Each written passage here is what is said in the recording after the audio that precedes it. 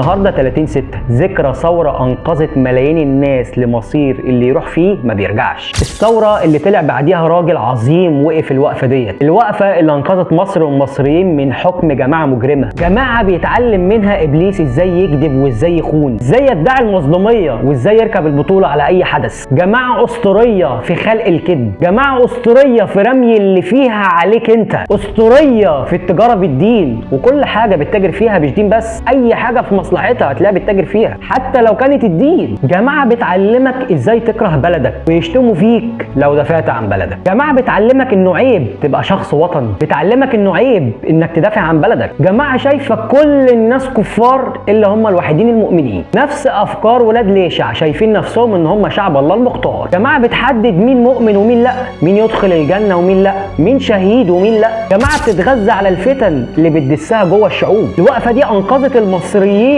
من التقسيم والفتنه ما بينهم، الوقفه دي اللي انقذت مصر من ضياع اراضيها وتشريد اهلها، وقفه انقذت ارض سيناء اللي عشان ترجع راح فيها زهره شباب بلدنا، الوقفه اللي عمرت بلدنا بعد ما قعدت 40 سنه في مستنقع الفوضى. في يوم من الايام كنا بنمشي في الشوارع مش عارفين الانفجار هيكون في انهي شارع النهارده، كنا عشان ننزل نشتري عيش كنا بنعمل قبلها حاله تاهب، كنت عشان تروح تمون عربيتك كنت بتروح تجيب واسطه جوه البنزينه، كانت الكهرباء بتيجي ببركه دعاء الوالدين، كان رد رئيس الجمهوريه وقتها بتاع الجماعه كان يقول لك الواد حسنين كان بينزل الكوبس وبيمشي، ده كان رد رئيس دوله على مبرر قطع الكهرباء. جماعه بقالهم عشرات السنين ربنا ما رفعش ليهم رايه في اي بلد دخلوا فيها. انا مش عايز الفيديو يطول لانه جوايا كلام اكتر من كده، بس عايز اقول ان دي اعظم وقفه في تاريخ العالم كله مش في مصر بس.